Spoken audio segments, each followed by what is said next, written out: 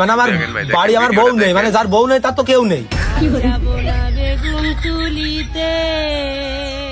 যার বউ নেই তার বলে কেউ নেই। তা তোর তোর বউ নেই কে? ওই আমার ওই বাড়ি ঘর দর ভালো না বলে স্যার আমার কাছে থাকে না। ইস, বেচারি তোর মনে হয় গরিব মনে করে ছেড়ে দিয়ে ভুল কাজটাই করেছে। তা তোর বউ কোনে থাকে? ঢাকায় গার্মেন্টে চাকরি বাকরি করে নাকি?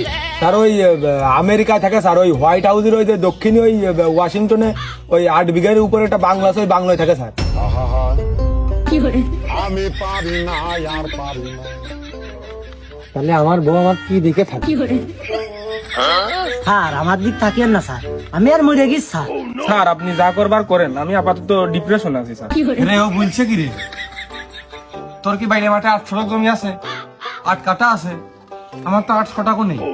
এর বউ বলে আমেরিকায় 8 বিঘের বাংলায় থাকে, তাই তো হোয়াইট হাউসের দক্ষিণী বলে ওয়াশিংটনে। বাবু রে, এ টাকা দূষণ দিয়ে কাম ঠুক করেছ কি? কোন দিন স্যার আমার হচ্ছে বউ তো শোকের বউ, প্রেম করে বিয়ে করে, আর সে তার জন্মদিনে ছোটখাটো মাত্র একটা গিফট চেয়েছে, 8 বিঘের উপর আমি তো একটা বাংলো তার বানিয়ে দিচ্ছি। আর ওই ক্যালিফোর্নিয়ায় সে হচ্ছে একটা বাড়ি চাইলো, আমি তো বাড়ি তো আগের তো বানাই দিচ্ছি, এখন সে ওই বাড়ি না থেকে যদি বাংলাতে থাকে তাহলে আমি কি করবো কান?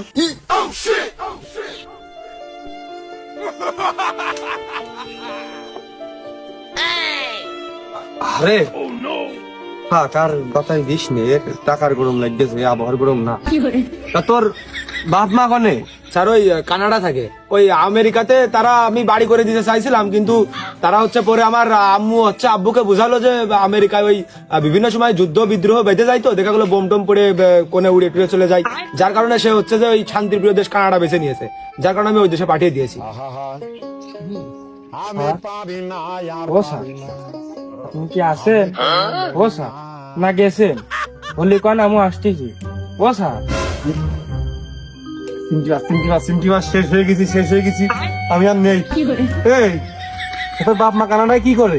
স্যার ওই আব্বা ওই গাড়ি মোছে, আর আম্মু হচ্ছে যে ওই আপনার ওই যে কি বলে সবজি খেতে কাজ করে। স্যার আমি মাইরে দিয়েছি, আপনি বসে কথা কন। এই তোর তো টাকার মাইটে আজ নিচে রাখ যে পাই, সে এত টাকা চাইয়ে নিতে পারিনি, সম্ভব না, এত অ্যাকাউন্টিং নম্বরে ক্যালকুলেটরে ধরে না। তো তোর বাপ মা তোর এত টাকা 2-4 বান্ডেল টাকার মুখে দোকান একখান গাড়ি আনলোড করে দিলেই তো টাকার জীবন একবারে খাইয়ে দেয় হয়ে যায়। তো তোর বাপ গাড়ি মুছা কাজ করে, তোর মা সবজি খেতে কাজ করে, এ কোন ধরনের কথা? আরে টাকা সব করতে দিস কে? না স্যার, আপনি আসলে ভুল বুঝতেছেন। ওই হয়েছে কি, আমি 3টে গাড়ি কিনে দিচ্ছি, একটা হচ্ছে রোলস রয়েল, আর একটা হচ্ছে বিএমডাব্লিউ, আর একটা ফেরারি। এখন হচ্ছে যে ওই মাঝে মাঝে গোডাউনেই থাকে আমার, ওইগুলা ধুলে পড়ে যায়, আব্বু ওই মুছে টুছে পরিষ্কার করে মানে ক্লিন করে আর কি, ওই বাজারে চা বিড়ি খাতে যায়, আর হচ্ছে যে আপনার ওই মাঝে মাঝে প্রস্রাব টোস্রাব করতে যায় ওই গাড়িতে করে। আর আম্মু হচ্ছে যে ওই ফরমালিন যুক্ত কোনো কিছু খেতে পারে না, তো যার কারণে আমি হচ্ছে ওই 10 বিঘার উপরে বাসার সামনে ওই একটা সবজি ক্ষেত বানিয়ে দিছি, যার কারণে কোনো কিছু বাজার থেকে আনার লাগে না, মানে একদম ফরমালিন মুক্ত সবজিগুলো তো খেতে পারে, তার জন্য। হ্যাঁ, আপনার কি বুকের মধ্যে বাইরে হচ্ছে? না শ্বাসকষ্ট হচ্ছে? না, তাহলে কি হচ্ছে? বকিস নে। আরে তা সবজির ক্ষেত তোর মা খাবে, ভালো কথা। তো 10 বিঘে সবজি তোর মা খায় না পুরো কানাডার লোকেই খায়? স্যার আপনি আবারও ভুল বুঝলেন, উল্টাটাই বুঝলেন। আমি জানতাম আপনি উল্টা বুঝবেন।